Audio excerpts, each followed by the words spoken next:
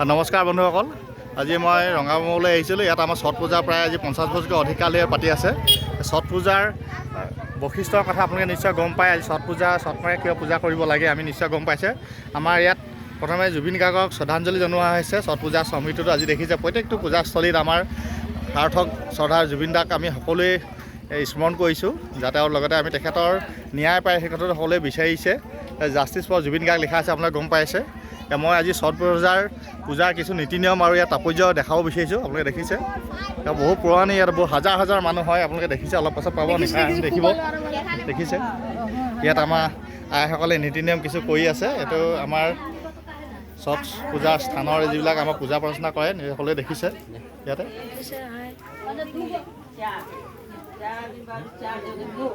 এতিয়া মূল যজ্ঞ চলি আছে। এইটো টাইম আপোনালোকে আহিব ৰঙামৌৰ এখন যিখন আমাৰ ছট পূজাস্থলী, বহু হাজাৰ হাজাৰ লক্ষ লক্ষ মানুহ এটা সমাগম হয়। আপোনালোকে দেখিব বহুত এখন পৌৰাণিক আৰু ছট পূজাৰ তাৎপৰ্যৰ কথা আপোনালোকে নিশ্চয় গম পায়। এই সংক্ৰান্তত মই আমাৰ সৈতে পৰা জানিব বিচাৰিছোঁ, ছট পূজাৰ তাৎপৰ্যৰ কথা কওকচোন। হয় হয়, কিবা কেইদিনৰ পৰা আৰম্ভ কৰে, কেতিয়াৰ পৰা হয়? 4 দিনৰ পৰা ব্ৰত থাকে এই কথাটো হয়। তাৰপাছত প্ৰথমে নাহাখা বুলি কয়, হয়। তাৰপিছত খাৰনা বুলি কয়, হয় হয়। আৰু আজি দিনা আজি সূৰ্যক হয় সন্ধিয়া সময়ত হয় সূৰ্য সময়ত অৰগ দিওঁ। হয়। আকৌ ৰাতিপুৱা আজি আমি দেখিলোঁ, আজি অথনি আমাৰ তাত ছট পূজাৰ আজি নিয়ম আছিলে। নিয়মবিলাক কি বুলি হয়, নৈত গৈ আমাৰ স্নান কৰে নহয় জানো? হয়, তাতে স্নান কৰে, পূজা কৰে, অৰগ দিয়ে।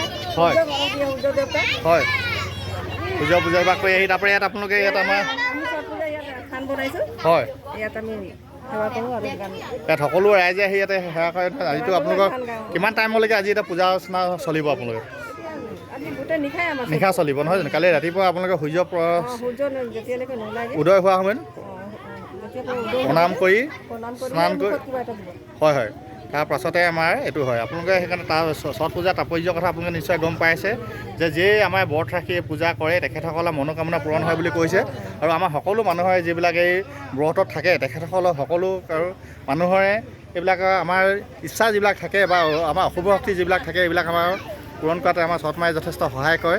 আপোনালোকে নিশ্চয় গম পাইছে, আহিব। এইটো দেখিছে আপোনালোকে, য'তেই নহওক লাগে আপোনালোকে আজি ভাৰতবৰ্ষৰ প্ৰত্যেক ৰাজ্যৰ লগতে অসমতো আমাৰ ছট পূজা আয়োজন কৰিছে। আমাৰ এই ছট পূজাখনো বহু পুৰণি। ছট পূজা সংক্ৰান্তত আপোনালোকে কওকচোন, আমাৰ ব্ৰতৰ সংক্ৰান্তত। আমি প্ৰথম দিনাখন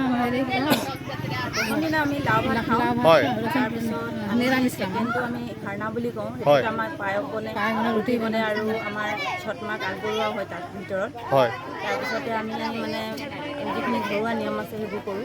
হয় তাৰ পিছদিনাখন আমি মানে গধূলি সূৰ্য দেৱতাক অৰগ দিবলৈ আহোঁ আৰু তাৰপিছত এতিয়া ইয়াত নিয়ম আছে, ইয়াত কৰি আকৌ আমাৰ ঘৰতো নিয়ম আছে। তাত কচি ভৰোৱা, ঘৰত কচি ভৰোঁ, কচি নিয়মো আছে। কচি নিয়ম কৰি আকৌ আমি প্ৰসাদ বনাব লাগিব। প্ৰসাদ বনাই মেলি আৰু সেনেকৈ ৰাতিপুৱা আকৌ লৈ আহোঁ, লৈ আহি অৰগ দি তাৰপিছত আমি মিঠা খাই ব্ৰত হয়।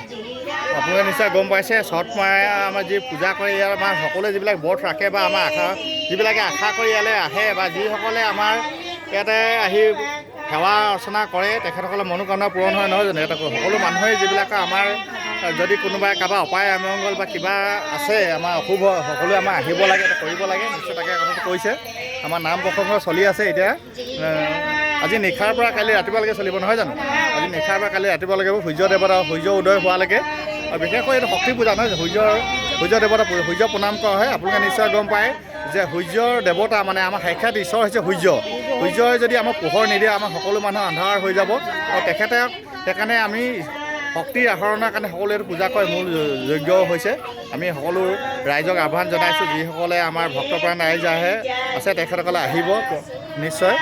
ধন্যবাদ এই বিষয়ে জনোৱাৰ বাবে।